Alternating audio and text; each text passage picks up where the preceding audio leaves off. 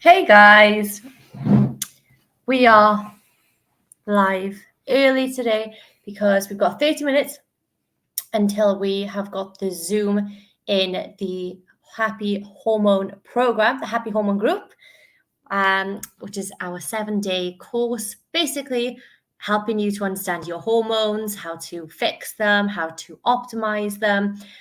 So we're going to do a quick one in here for like 30 minutes, and then we're going to jump into our private group. So you know the drill, guys. When you're here, pop in the comments, I'm here, and then your name, and then I can say hello, I can say what's up, and I can talk to you, my faves that turn up.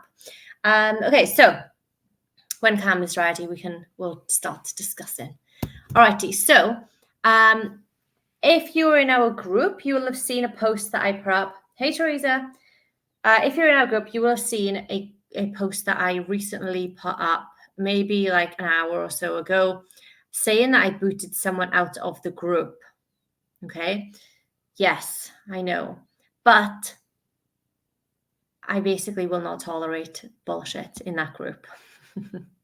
You guys in the group come to us, come to the group to feel supported, to get knowledge, to be heard, not just ignored, thrown off and being like, yeah, whatever, it's just fucking tough shit. Like, that is not what this group is about. So, in saying that, guys, if you are here, I want to see some freaking comments in there. I'm making these decisions for you. The least you can do is drop us a comment to say hi. Hey, Rachel. Hey, Grace. Exactly, like Grace these Guns. girls. Grace Guns. You handled the situation well. I would have told them off. I'm not sure who that is, but thank you. What are you? Sounds like Julie, because Julie's a teacher. I would have told them off. So to give some clarification, guys, about what happened, I put a post in the Facebook group. Oh, it's Teresa. Hey, Julie. I put a post in the Facebook group earlier saying that if you struggle with emotional eating, exercise is not going to fix that.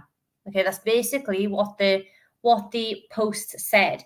Now, there was an individual in the group who strongly, completely disagreed with what I was saying, which is fine. Like, I don't mind people having discussion and having different points of view. Sometimes you'll see me and Cam having different points of views and we'll discuss it, and we'll weigh up the kind of like pros and cons, and then we'll come to some sort of decision on wherever the answer is.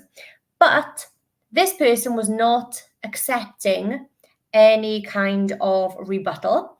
And so she basically was saying that people who emotionally eat just use it as an excuse. They need to get their ass to the gym, and the gym is the only way that you can lose weight and be healthy. That is what she was saying. Now, we have got clients who do not go to the gym. Maybe they've been in accidents and can't train. Maybe they've got really bad anxiety and they can't get to the gym. Maybe they've got a medical issue and they can't go to the gym. There's lots of different reasons why people cannot work out. And emotional eating and exercise should not be together. Okay, so in our paradigm, we think that if you overeat, you shouldn't then punish yourself with exercise to try and burn off the calories, which is a lot of what a lot of you guys will have heard. Put a number 1 in the comment if you have ever thought about burning off calories that you've overeaten. Put a 1 in the comment box and I'll go through and say hi to these people. Hey, guys, when you say hey, I don't know who you are. All it comes up as is like Facebook user. Just so if you can put your name, that's great. I can't even click this. Okay, so quick listen before I go. Hey, Gabby. Hey, Lois. Is the Hormone Live chat on Facebook or Zoom? It's on Zoom, but I'll put the link in the Facebook group. Hey, Faye and Cam. 1111111. Yes, and 1-1. And I was also like this when I thought, okay, I overdid it on the weekend. I really need to like burn off those calories. I ate an extra 1,000 calories, so I need to burn off 1,000 calories for me to stay the same weight, which is a really terrible way to look at things, because what we want to encourage you guys to do is have a relationship with exercise where you're like, I want to feel better. I want to show my body like what it can do. I want to really push it and test it, and I want it to be really strong and really healthy. Burning off calories is not the way to do that. Okay, so if you feel like you always have to repent for overeating, then you're going to see exercise as a negative. And lots of you guys are like, oh, exercise, don't want to do that. But if you've got the right mindset, you should be excited to exercise. You should be like, yes, I'm going to go get some PBs, or I'm going to go and push myself, or I'm going to see what I can do today. Or sometimes it's, I don't really want to go, but this is part of my routine. I want to be strong. I want a healthy body, so I'm going to do it. Okay. Now let's discuss the emotional eating situation here, Cam. So what is emotional eating? Put number 2 in the comments if you have ever emotionally eaten. Number 2 in the comments. I want to see you guys. Guys, there's quite a lot of you on here. I want to see a lot of comments saying 2. If you've ever thought that, of course. This is like a PB. Maybe this is a better time to do our lives, Cam, because there's like quite a lot of people on. 2. Yeah. What about you, Cam? Have you ever emotionally eaten? I think a lot of guys definitely have. Well, I think it's very human to emotionally eat. Yeah, it's not always just bad emotions or like negative emotions. Yeah. I think a lot of people are guilty of positive emotions. Yeah, 100%. And that's something I want to touch on as well. It's like you might go and celebrate with friends and family. If someone's graduated over the last like couple of weekends, how many of you guys have gone out for food to celebrate? How many of you guys have gone out for a drink to celebrate? When you do like date nights, like typically you kind of go for food, don't you? That's the done thing. When else would you celebrate? What else would you celebrate, guys? Or have a happy birthdays? You go out for food for birthdays, didn't you? Easter, Christmas, Saturday, the weekends, wherever. So these aren't necessarily emotional eating, but they are choice of eating due to an emotion, right? What this person was insinuating was that I think she was being quite narrow-minded and thinking that we were discussing emotional eating like, oh God, I'm so depressed. I'm just going to stuff my face with this and then just use emotional eating as an excuse. No, that's not what we encourage. Go on about emotional eating. You do like a synopsis for us. You can have the microphone. I would just say it's eating to sort of hide something. So food is never going to answer it, but people use food to try and hide it and fix it. So it can be a negative emotion of like guilt, anxiety, or anything like that. People are just trying to sort of overcome it through that, and that's why it never really goes or leaves. It leaves for like, I don't know, 5 minutes while you're eating your packet of Oreos, and then it will come back. So I think she mentioned like we have an obesity epidemic, and the way to answer that is with exercise. So obviously exercise can help lead a better lifestyle, and have a healthier body, a healthier heart, maintain your muscle mass so you have a healthier metabolism. Yeah. But it doesn't matter how much you exercise. The classic thing is you can't out-train a bad diet, and emotional eating just amplifies it because you don't emotionally eat a couple of hundred calories. Yeah. You're going to emotionally eat a couple of thousand calories. I don't know anyone that emotionally eats like a cup of broccoli. They're like, oh, I've had a stressful day. Give me the broccoli. Pass me the carrots, Cam. It has been a bloody stressful week. I don't know anybody that said that. Okay, like ever. So yeah, you typically will emotionally eat through sadness and guilt, anxiety, stress. Those kinds of triggered eating are probably, like Cam says, Oreos, ice cream, alcohol is a big one, isn't it? Like a coping mechanism. What else do people tend to eat? Crisps or chips? What else do people eat? I think it is chocolate, just like sweets type of stuff because it's easy. You don't have to prepare it. Yeah, that's it. Yeah, and donuts. Yes, you got us.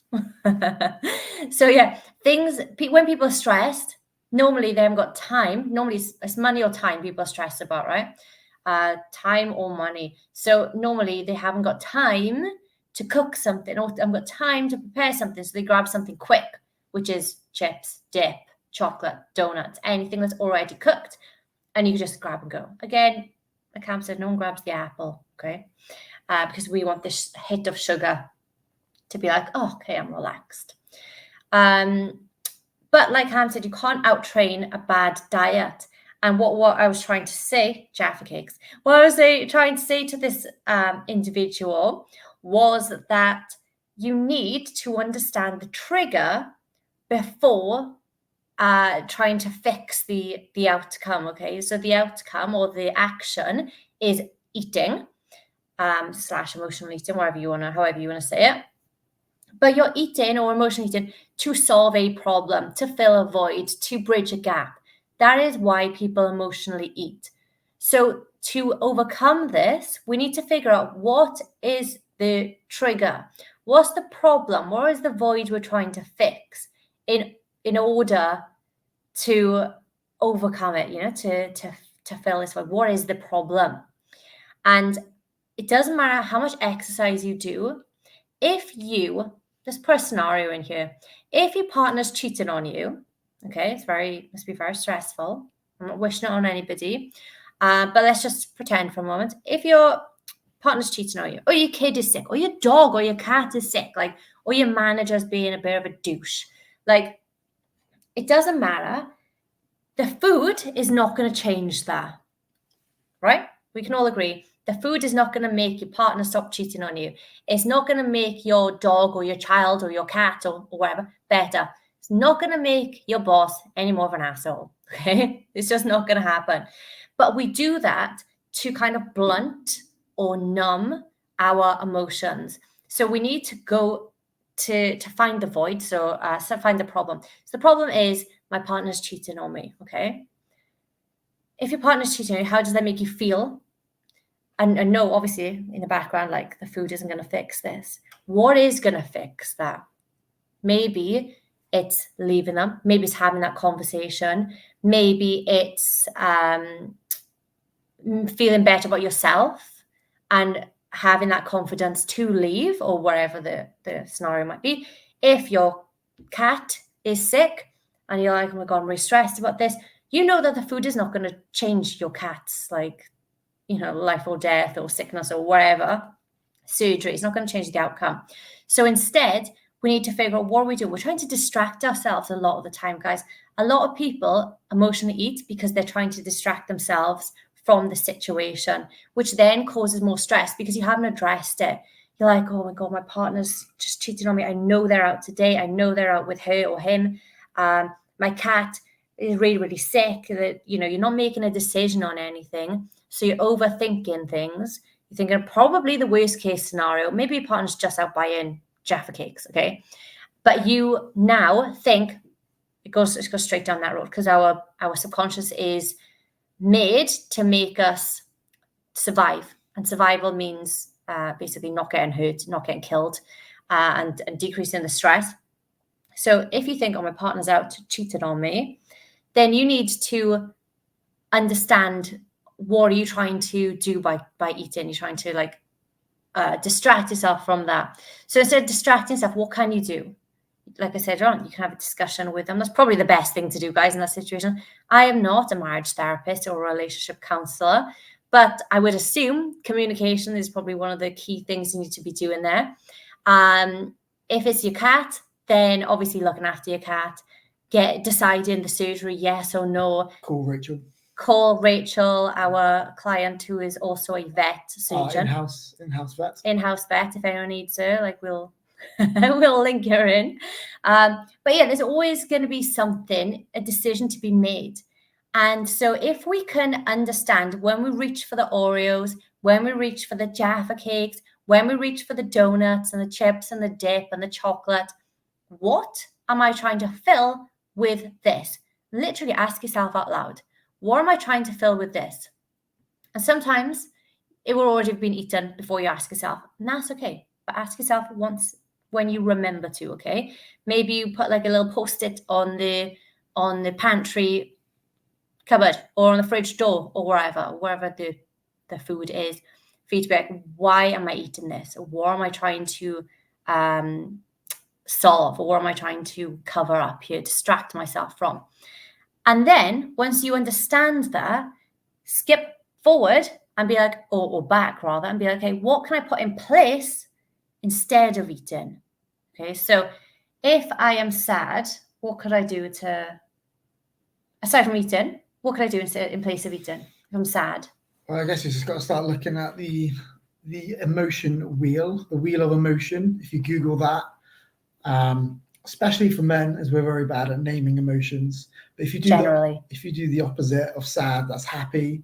To be happy, you can smile, you could laugh, watch a funny video, watch a comedy, watch a stand-up comedy. Speak to a friend Who you know is pretty funny. Yeah. No, not calm. But yeah, if you're bored, because lots of people emotionally eat because they're bored, right? Go and do something. Like, write down a list of things you like to do, things that bring you joy, because I think actually joy is the opposite of sadness, I believe. I'm just saying, this is what I think. And so what brings you joy? What brings you joy? What keeps you entertained? I would avoid social media because it's full of negativity, unless you come into one of our lives, guys, in which case it's full of positivity and education, full of edutainment. We are an edutainment group of guys and gals. I like the suggestion to the opposite on the emotion wheel. Yeah, and that's what we recommend to our clients. So if they're bored, opposite of boredom is obviously entertainment. If they're lonely, what's the opposite? Obviously, it's like being around people or being social, possibly.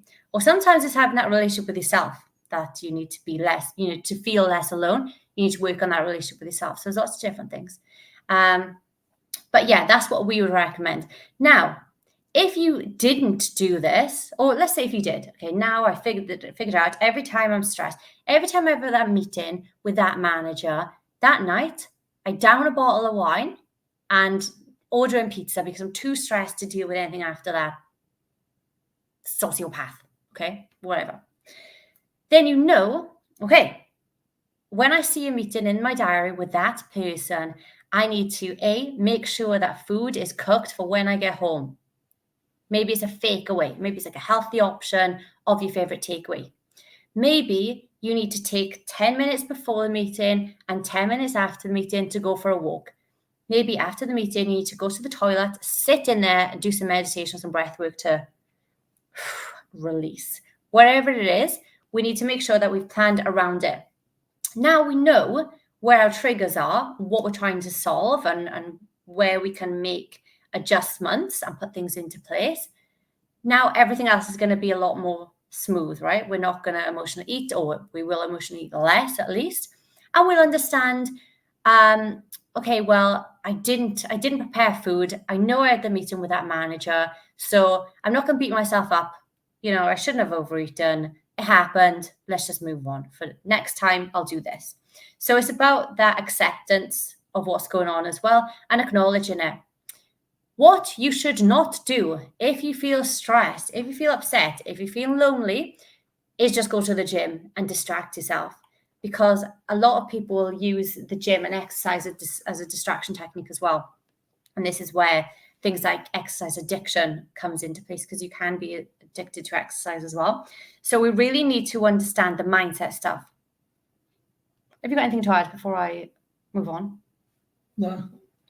I think exercise has lots of benefits. It does, again, it's just, why are you doing it and why is it happening? I think people forget there's a spectrum of disordered eating and eating disorders, and emotional eating starts to go further down that line, further into that spectrum, and excessive exercising for the wrong reasons. You can excessive exercise if you're an athlete because it's your job. Yeah. But if your people come to us and they say they train twice a day, 6 days a week, and we're like, oh, so what sport do you do? What's your job? If you're not a fitness influencer or it's your professional job, you should not be exercising that much, because you're probably leading to obsessive behaviors that won't make it any better. It's a dangerous thing to go with it, because you can, if I said, oh, I drink a bottle of wine twice a day, you'd be like, oh, Faye, you've got a problem. But if I say I go to the gym twice a day, then people are like, oh, that's good. I wish I was as dedicated as you. So we kind of congratulate people for over-exercising. We don't see it as an addiction, which is, is a thing, it is a problem. What about exercising to get rid of anger? Well, the problem with this is, imagine if you're angry, you go to the gym, you're like, and you get it all out. Now imagine 2 weeks later, I don't know who this is, so I'm not going to wish this on you, but imagine if you broke your leg, okay? Broke your leg. Now you can't go to the gym. Now what are you going to do? You're going to get even more pissed off, and you're probably then going to turn to food, okay? Because we're not looking internally and understanding what the problem is. So it's not that we can't get angry. I've been pissy and angry today. I've just had one of those days, to be honest, guys. Never noticed. My period's coming up. It's just one of those days. I've had asshole in the group. it's triggered me and set me off. But I understand why this is. And it is because of the reasons I just told you. It's because I'm doing my period. I'm very stressed. We've got a lot going on. I'm not dialing in my nutrition enough. That's my problem. I take ownership of that. And it angers me that people are so disrespectful. It makes me one of those things that's really triggering for me. So instead of going to the gym and like getting pissed off with it, I have to address that, dial it back, and be like, okay, well, what can I do about this? Because there are assholes in the world, and unfortunately, I'm not going to never see one again. Okay, see an asshole. Not a literal asshole, just somebody who acts like an asshole, full of shit, basically shit coming out of their mouth. So we can't use exercise, just like we can't use food as a to fill a void. We need to understand what's going on. Okay, that's my thing. And then if you understand, and like, you know what, I've got this extra energy and stuff, I just need to get it out, then go. But don't use it as a be all and end all. Try and understand the problem first. Yeah, I think like martial arts and boxing is a good way. Yeah, discipline, isn't it? Yeah, but what if then you can't go? Yeah, and that's your only way of dealing with that emotion. If you break a leg or something. Pretty much. Yeah. So you can do it, but there's more than one. Have more than like one tool in your bank. Yes. In your toolbox, and you're going to be set for life. And because you might not have a gym in work, and if you've got a meeting with that sociopath, you're going to have a problem. Be throwing tables around. Push-ups on the floor. That bloody manager to my head. Yeah, that's kind of, we don't really want to go down that, thing. So we need alternative tools. Now, what if you've got a complex about yourself against yourself? Then you need to do the inner work. You need to speak to your inner child. You need to do the shadow work. You need to understand why you think you aren't deserving of a successful life, of a healthy relationship, of achieving anything. Why do you feel that way? Where does that trauma come from? Maybe speak to a counselor or a therapist. They are more qualified than me in this. But that is something that I would recommend that you go and do. And surround yourself with people who believe in you. Now, this is going to lead me on to what I kind of wanted to discuss in this live as well. I know we haven't got much time. But our group is for people who want to achieve things and want to support other people and struggle. Like, this group is not full of people who are bloody awesome and thriving at life. I mean, you can join as well, but it's also for like normal people who have normal struggles. So if you're in this group, do not be afraid to share your wins, share your losses, share your struggles. We were on our Zoom call last night with our clients, and they were like loving eeach other, weren't they? They were like, I love this group. It's full of people who want you to win. I just love this group. And people, it was like,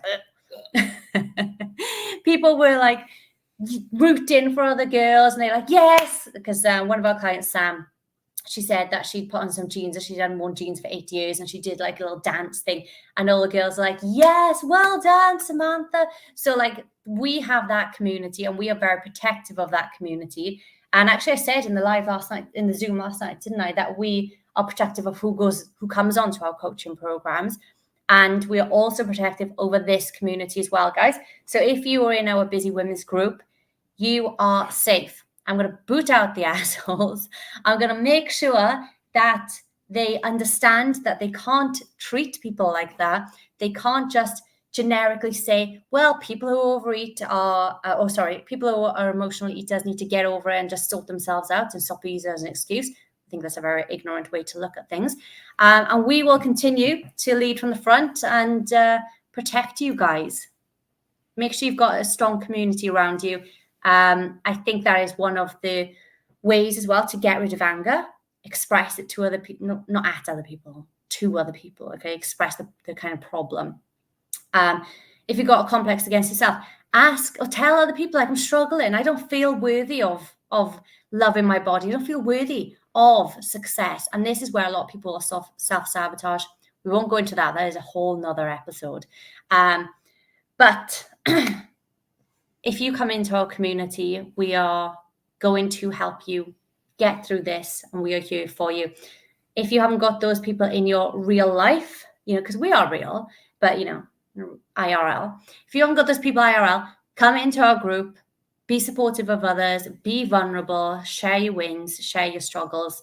And yeah, I just want you guys to know, first of all, we apologize for letting someone so